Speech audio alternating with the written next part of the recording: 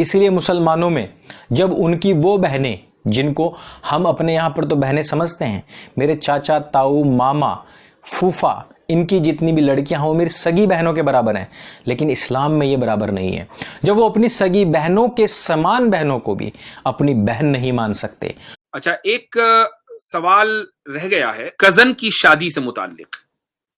وہ سوال یہ ہے کہ اسلام میں وہ یہ کہتے ہیں کہ بھائی میں عمان میں کام کرتا ہوں اور یہاں پر بہت سارے ہندو بھائی ہیں اور یہ مجھے تانا دیتے ہیں کہ بھئی تم مسلمان جو ہے اپنی کزن سے شادی کر لیتے ہو، تو یہ اب اس کا جواب کیسے دیا جائے؟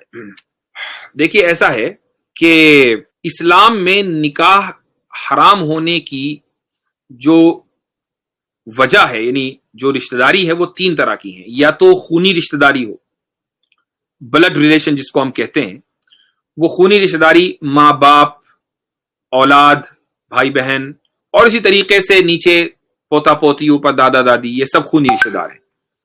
یا رضاعی رشتہ داری ہو، یعنی مثلا ایک لڑکا اور ایک لڑکی نے ایک ہی عورت کا دودھ پیا ہو تو آپس میں جو رشتہ داری ہے وہ رضاعی ہے۔ یا پرماننٹ سسرالی رشتہ داری ہو، یا مثلا ایک انسان کا اس کی ساس سے یا ایک بہو کا اپنے سسر سے جو رشتہ ہے یہ حرمت معبدہ ہے، یعنی ہمیشہ ہمیشہ رہنے والا ہے۔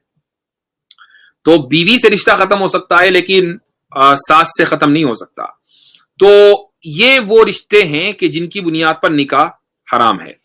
اب آپ کزن کو لے آئیں بیچ میں کہ بھائی کزن کی میرج جو ہے وہ ہندوؤں کے یہاں کزن سے میرج کو بہت برا سمجھا جاتا ہے۔ ٹھیک ہے، سمجھا جاتا ہوگا، ہر ایک کی اپنے اپنے مسئلے ہیں، ہمیں کوئی شوق نہیں ہے کہ سارے ہندو اپنے کزن سے نکاح کریں، نہیں کرنا چاہتے نہ کریں، لیکن اعتراض نہ کریں، چونکہ اعتراض کرنے کے لیے اپنے کو بھی تو دیکھنا پڑتا ہے نا کہ ہمارے پاس کیا ہے۔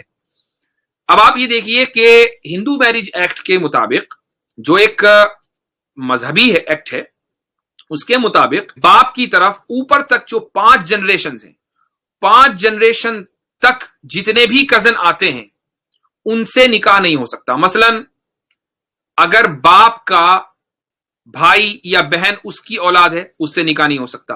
دادا کے بھائی بہن کی اولاد ہے، اس سے نکاح نہیں ہو سکتا۔ پر دادا کی بھائی بہن کی اولاد ہے، اس سے نکاح نہیں ہو سکتا۔ اس طرح 5 جنریشن تک اوپر چلے جائیں، یہ تو ہے باپ کی طرف۔ ماں کی طرف 3 جنریشن تک اوپر جاتے ہیں۔ تو اب یہاں سوال یہ ہوتا ہے کہ بھئی اگر کزن ہی کی بات ہے تو ادھر باپ میں 5 جنریشن تک اوپر جانے کی کیا ضرورت ہے؟ 6ٹھی جنریشن پر آپ کیوں نہیں گئے؟ 7ویں جنریشن پر کیوں نہیں گئے؟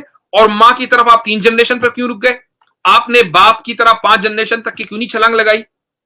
یا ایک جنریشن کو چھوڑ کر دوسری جنریشن پر آپ کیوں گئے؟ مطلب یہ سارے کے سارے کیوں کے سوالات ہیں، اس کا مذہب کے پاس کوئی جواب نہیں ہے۔ مذہب یہ کہتا بھائی ایسا ہی ہے، پرانوں میں ایسا ہی لکھا ہوا ہے، شلوکوں میں ایسا ہی لکھا ہوا ہے، ٹھیک ہے، ایسا ہی لکھا ہوا ہے، آپ اپنے مذہب کو فالو کیجئے۔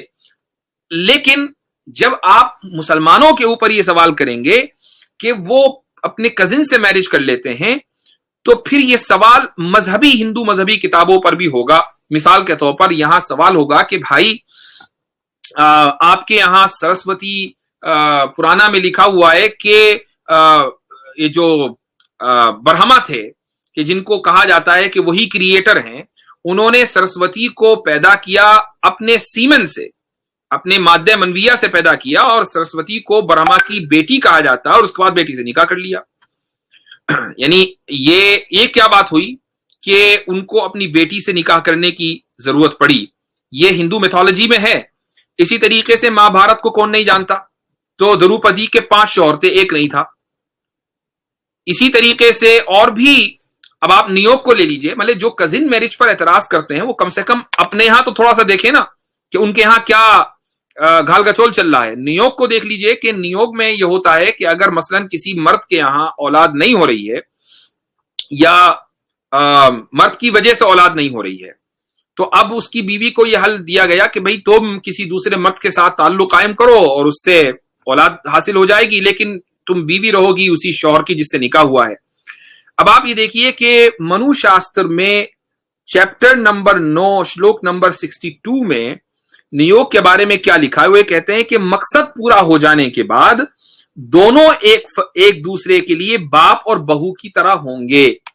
یعنی بہو کو یہ کہا جا رہا ہے کہ اولاد حاصل کرنے کے لیے وہ اپنے سسر سے تعلق قائم کرے، اور جب مقصد پورا ہو جائے، اولاد حاصل ہو جائے، تو اب وہ دوبارہ پھر ایک دوسرے کے لیے بہو اور باپ کی طرح ہو جائیں گے, سسر کی طرح ہو جائیں گے.